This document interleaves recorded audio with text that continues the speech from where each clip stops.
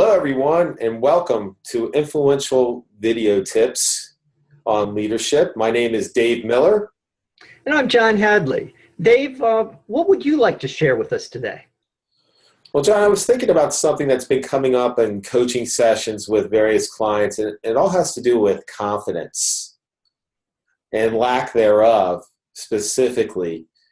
It got me asking a question: what do we need to do as leaders to have more confidence, especially in areas where we're not feeling so strong? Oh, a critical issue, because anytime you don't feel strong or you don't feel confident, it comes across to everyone else. That's right. That's right.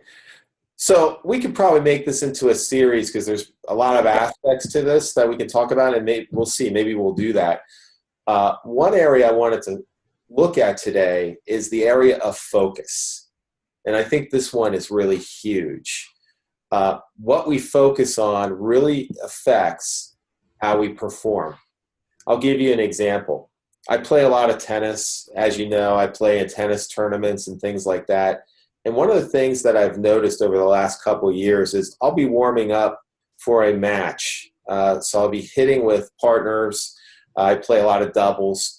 And the people across the net, they'll be hitting the ball really hard, really well. And I'll say, this is going to be a pretty tough match. These guys are really good. Then we start the match, and it's like two different people show up. They're hitting a lot more tentatively. They're hitting the ball a lot softer. They seem tight over across the net and making a lot of mistakes. And I'm saying, where did those strokes go I saw during the warm-up?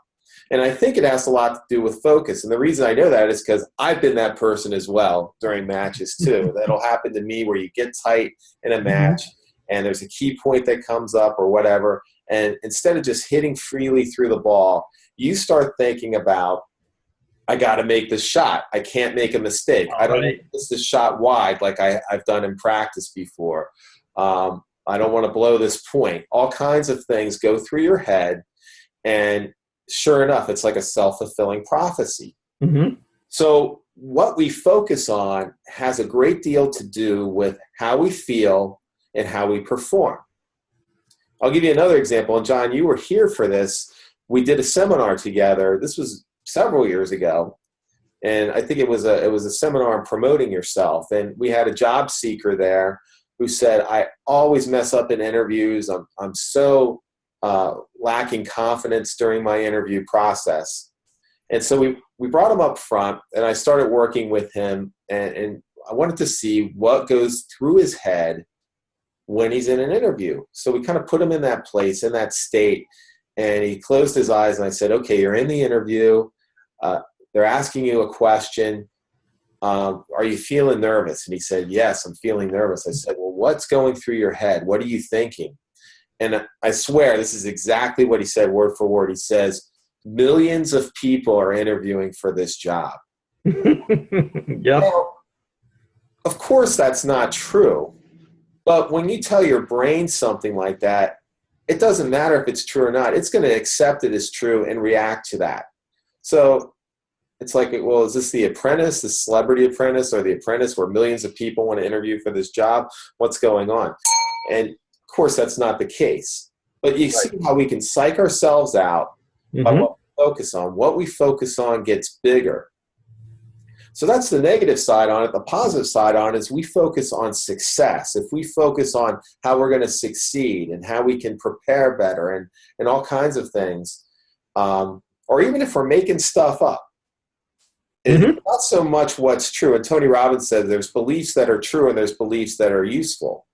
Now, it's great when it's both, but as long as we're making stuff up, let's make something up that supports us instead of something that disempowers us. Right. Instead of there are thousands of people interviewing for this job, think there's a reason they invited me in. They saw something unique in me that makes me really well qualified for this job. Exactly. So as a quick tip, as a homework assignment right now, if you're struggling with confidence in any area, I want you to take inventory on what's going through your head, what are you thinking, what are you believing that may be causing that lack of confidence? What are you focusing on? and play with this. Play with different beliefs. Play with a different. Change the camera lens. Change the angle the camera's looking at, or the direction the camera's looking at, and focus on something that's going to empower you instead of disempower you. That's my tip for this week. You all have a great week, and be influential. Great tip, Dave. And be confident. Till next week.